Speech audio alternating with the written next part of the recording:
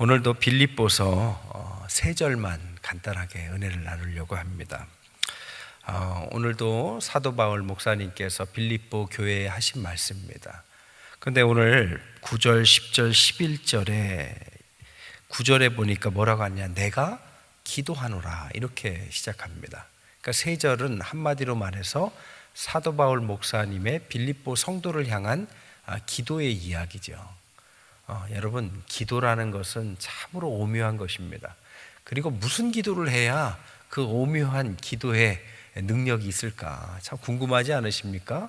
빌립보 교회에 대해 사도 바울 목사님은 어떤 기도를 하셨을까? 세 가지 기도입니다. 첫 번째 기도는 너희 사랑을 지식과 모든 총명으로 점점 더 풍성하게 하기를 기도한다. 그러니까 사랑이 풍성해지기 위한 기도를 한다. 이게 첫 번째 기도였습니다. 사랑이 풍성해지기를 기도하면서 더 사랑이 넘쳐나기를 기도했다라는 것입니다. 그렇게 하기 위해서 어떻게 기도하셨느냐?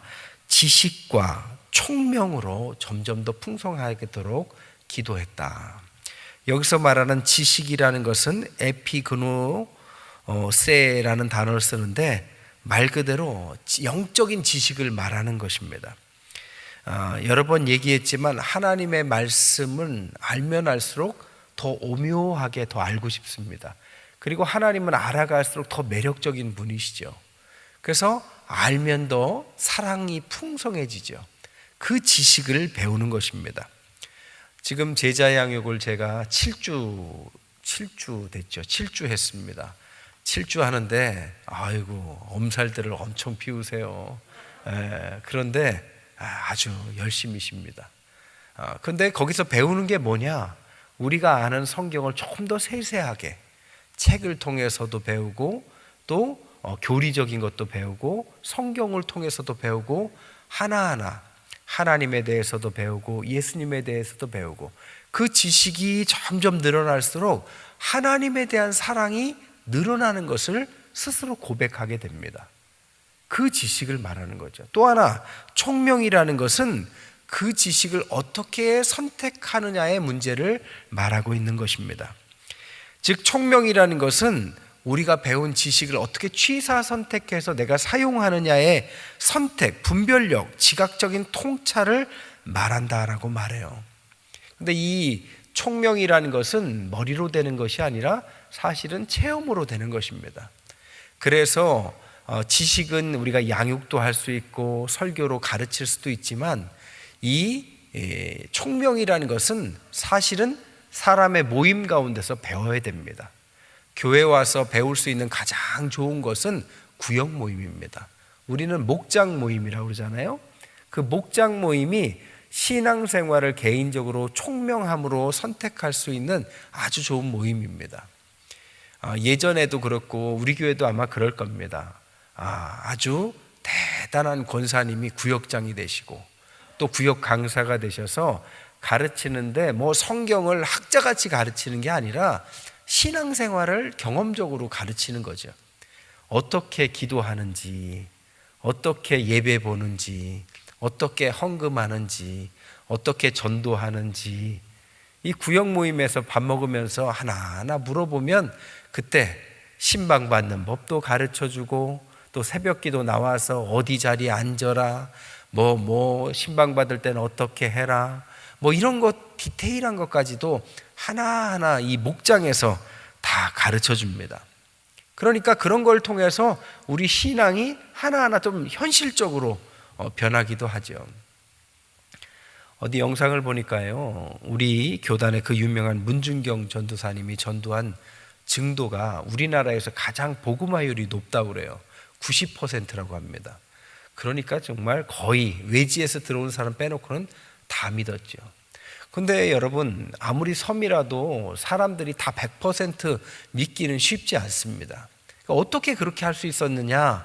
문준경 전도사님의 그 드라마를 극화된 걸 제가 보니까 이분이 굉장히 온유하세요. 그래서 사람들에게 정말 필요한 것을 다 가르쳐 줍니다. 그리고 믿든지 안 믿든지 도와줄 수 있으면 너무나도 잘 도와줘요. 그런데 부드럽기만 한 게 아니에요. 무서울 때는 엄청 무서웠다고 그래요. 그래서 허튼 짓을 하거나 아내를 때리거나 뭐 도박을 하거나 엉뚱한 행동을 하면 가서 남자들도 하지 못하는 것들을 아주 대범하게 가르쳤다고 합니다. 그랬으면 그 사람들이 그 영적인 기에 눌려서 아이고 잘못했습니다, 이렇게 꼬리를 내렸대요. 이게 시간이 지나고 나니까 복음으로 나타나는 거죠. 여러분, 신앙이란 배움이 필요한 것입니다. 그래서 교회에 지난번에도 여러 번 말씀드렸지만 생명력, 조회, 이 생명력 있는 분들이 많아야 돼요. 목자인 분들은 필히 이런 생명력 있는 분들이어야 됩니다. 그래야 뒤에 따라오는 목장에 있는 식구들이 그걸 보고 배우는 거예요. 엉뚱한 거, 자기도 모르는 걸 어떻게 가르쳐 줍니까? 그래서 자기부터 열심히 해야 되고 그거를 또 배웠기 때문에 도제식으로 또 가르치기도 하는 거죠. 이런 것들이 하나하나 교회적인 전통이 되고 그것이 모여서 성령의 도우심이 합쳐져서 이 하나님에 대한 사랑의 풍성한 교회로 변화되어 가는 것입니다. 여러분, 요즘에 제일 무서운 것은 세속화예요. 교회에 세상 것들이 가득 들어옵니다. 어디부터 들어오느냐? 목장부터 들어와요. 가면은 예배 잠깐 보고 엉뚱한 얘기 하기 시작하면 한도 없습니다. 세상 얘기 걱정하는 듯 하면서 뭐 이런저런 얘기 하다 보면 이게 왜 모였나 싶을 그런 모임이 되기도 쉽습니다. 반대가 돼야 돼요. 목장에서부터, 작은 모임에서부터 세속적인 것들을 오히려 교회적으로, 신앙적으로 바꿔주는 그런 모임이 돼야 됩니다. 왜? 우리가 세상의 물을 너무 많이 물들여 있기 때문입니다. 그래서 하나님을 아는 지식과 총명으로 우리를 계속 걸러내기 시작하면 거기에 그리스도를 향한 사랑이 풍성해지는 것이죠. 빌립보 교회가 그러기를 사도 바울 목사님이 계속 풍성한 사랑을 위해서 지식과 총명을 기도했다, 바로 그런 뜻입니다. 두 번째 기도는 10절에 보니까 너희로 지극히 선한 것을 분별하며 진실하여 허물 없이 그리스도의 날까지 이르기를 기도한다. 지극히 선한 것을 분별한다. 구분하고 선택하고 하는 이 선택할 수 있는 이 분별력, 그런 것들을 위해서 기도한다라고 말한다는 겁니다. 우스갯소리로 우리가 한 번쯤 들어봤을 이야기인데 어떤 아이가요, 아이들이 막 웃더래요. 그래서 왜 그러나 그랬더니 저 아이가 바보 같다고. 그랬더니 왜 바보 같냐 했더니 50원짜리하고 100원짜리를 탁 내밀고 어떤 거 가질래? 그러면은 걔가 50원짜리를 갖는다라는 거예요. 애들이 재미있어서 그것을 반복하고 끝나고 나서 어른이 너는 50원하고 100원하고 뭐가 큰지 모르니? 그랬더니 알죠. 하지만 제가 100원짜리를 집으면 이제 더 이상 50원짜리를 저한테 안 줄 테니까 50원짜리를 내가 선택하는 거라고. 뭐가 지혜로운 겁니까? 이 미묘한 지혜라는 것이 있는 거죠. 신앙생활은 막 천재가 되는 것이 아니라 세상과 어울려서 살기 때문에 미묘한 지혜가 필요한 것입니다. 이 지극히 선한 것을 분별하는 것, 이 분별하다의 도키마 제의는 뜨거운 불 속에 정금과 같이 나온다는 의미를 갖고 있습니다. 그러니까 말 그대로 여러 번 연단과 연단을 통해서 이게 옳은지 저게 옳은지 중요한 것을 잘 분별하는 거예요. 여러분, 신앙인이 신앙인다워야 됩니다. 그런데 우리가 신앙인다우려고 하면서도 신앙인답지 않을 때가 많아요. 그래서 미묘한 선택인 거죠. 어떤 어머니가 아들이 이제 군대를 갔어요. 그래서 첫 면회를 가니까 어머니를 보고 이 아이가 막 울더래요. 그래서 왜 우냐 그랬더니 내가 몸도 약하고 그런데 군대 오자마자 내 위에 있는 고참이 나를 그렇게 괴롭힌다, 일르더라는 겁니다. 아니, 그 귀한 아들이 군대 가가지고 이렇게 괴롭힌다가니 어떤 어머니가 좋겠습니까? 그 어떻게 괴롭히냐 그랬더니 틈만 나면 나보고 연병장을 돌라고, 그냥 조그만 꼬투리를 잡고 막 잡고 연병장을 돌라고, 군장 메고 연병장을 돌라고. 틈만 나면 돌라는 겁니다. 나만 그렇게 미워한대요. 여러분이라면 이럴 때 뭐라고 충고하겠습니까? 당장 대대장 나와. 뭐 이렇게 하겠습니까? 어머니가 뭐라고 했느냐? 잠시 기도하고 나서, 얘야, 이것도 하나님의 뜻이 있지 않겠냐? 그냥 순종해봐라. 그리고 감사합니다. 이렇게 그에게 순종하는 마음으로 한번 따라봐라. 나도 너를 위해서 기도하마.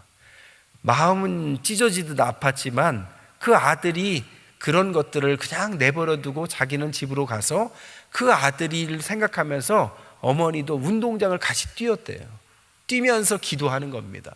또 기도하고 또 기도하고. 아들이 휴가를 나왔어요. 근데 사랑하는 어머니 하면서 막 끌어안더라는 겁니다. 왜 그러냐? 그 문제는 잘 해결됐냐? 그랬더니 그 고참이 그렇게 괴롭혔는데 어느 날 정말 군장 메고 모두가 뛰는 날 있었는데 자기가 그동안 훈련이 돼서 너무 잘 뛰더라는 겁니다. 그리고 그 전에 있었던 기저질환 같았던 것들이 어느 날 가만히 보니까 다 사라졌더래요. 그래서 진짜 그 고참한테 충성하면서 고맙다고 했더니, 야, 얘는 또라이인가 보다 해서 너 이제 그만 뛰어라. 그래서 그만 뛰라고 하는데 이제는 뛰라고 안 해도 운동을 위해서 나는 혼자 뛰고 있다고. 여러분, 이런 것들이 미묘한 분별력입니다. 세상에 살다 보면 세상 사람들하고 섞여 살다가 억울한 일을 많이 당하죠. 그때 어떻게 할 겁니까? 똑같이 싸워야 될까요? 끝끝내 참기만 해야 될까요? 하나님이 주시는 미묘한 분별력을 갖지 않으면 세상에서 세상의 그 여러 가지 가운데 우리는 승리할 수가 없는 것입니다. 세상을 이기는 어떤 미묘한 신앙의 분별력, 그것이 필요한 것이죠. 빌립보 그곳에서 교회가 합법화되지도 않은 그 시대에 교회가 개척돼서 목회자도 떠나는 상태에서 그 교회가 어떻게 유지되겠습니까? 미묘한 분별력이 있지 않으면 그 시대와 교회를 지킬 수가 없는 것이죠. 그래서 지극히 선한 것, 가장 좋은 것을 위해서 분별하기를 내가 기도한다 하면서 진실하여 허물 없이 그리스도의 날까지 그렇게 했으면 좋겠다. 여기에서의 진실하여는 헤일레라는 단어, 크리노라는 단어를 쓰는데 이게 태양빛을 의미합니다. 그러니까 태양빛에 의한 시험이다, 이런 의미를 가지고 있다고 그래요. 오늘날로 말하면 엑스레이에 다 투과되는 것, 다 투과돼도 정말 좋은 성도로 이렇게 되는 것, 이것이 진실하다의 원어적 의미를 갖고 있습니다. 그리고 허물 없이라는 말은 손상되지 않다라는 이 코프토, 아프로스코포이라는 단어를 쓰고 있어요. 그러니까 허물 없이, 손상되지 않고, 한마디로 우리의 말로 말하면 걸림돌이 되지 않고, 이런 뜻입니다. 신앙생활은 걸림돌이냐 디딤돌이냐의 선택입니다. 예수 믿는 사람이 자기도 모르게 걸림돌이 되기도 하죠. 바리새인들은 걸림돌이 됐잖아요. 주님께서 그들을 탓하시고 디딤돌이 되라고 했습니다. 여러분, 디딤돌은 뭡니까? 딛고 가는 거잖아요. 디딤돌이 되기 위해서는 우리가 엎드리고 구부리고 우리를 밟고 건너가도록 해줘야 디딤돌이 되는 것입니다. 안 그러면 돌뿌리가 되고 우리에게 걸려서 넘어지는 걸림돌이 되기 쉽습니다. 이게 허물 없이라는 그 의미를 갖고 있어요. 어떤 목회자들을 만나서 우리 교단에 대해서 얘기해 봤어요. 그랬더니 대전 중앙교회, 이름이 그렇게 중앙이길래 제가 중앙교회가 몇 년 됐습니까? 하고 물어봤더니 102년 됐다고 그러시더라고요. 그러면서 대전 중앙교회가 저기 대전역 앞에 있지 않습니까? 그 중앙교회에서 교회를 그 옛날부터 개척을 그렇게 많이 하셨대요. 그래서 동서남북에 개척하자. 그래서 동쪽에 세운 교회가 동대전, 서쪽에 이 세이백화점 앞에 있는 게 서대전, 저 남쪽에 있는 게 남대전, 저 북쪽에 있는 게 북대전인데 이름이 삼성으로 바꿨답니다. 그러니까 다 유명한 교회들이 대전 중앙교회에서 개척을 한 거죠. 100년이 넘는 동안에 개척을 몇 개 했느냐? 18개의 교회를 개척했대요. 근데 그 대부분의 교회들이 다 이렇게 커진 겁니다. 그 중에서의 서대전 교회에서 저희 교회가 나온 거 맞습니까? 제가 알기로는 그렇게 알고 있는데, 그 중에서 또 우리가 나왔으니까 중앙교회는 우리 할아버지 교회 같은 거죠. 그죠? 100년이 넘은 교회, 서대전 교회는 우리보다 더 오래됐겠고, 우리가 지난번에 갔었던 이 백운교회는 70년이 됐다고 하더라고요. 가보니까 어떻습니까? 교회도 좋고 훌륭하고, 근데 의자는 솔직히 우리가 더 낫더라고요. 그죠? 의자가 딱딱해서 올해 예배는 못 보겠습니다. 어쨌든 70년 된 교회인데 우리는 지금 50년이 안 됐습니다. 물론 길다면 긴 교회지만 50년도 안 된데, 우리 교회는 그런 교회에 손잡벌된 교회인데 작은 곳에서부터 시작해서 조금씩 와서 우리 큰 길가까지 여기 이제 나온 거예요. 우리 교회가 다른 교회하고 비교하면 전혀 손색이 없습니다.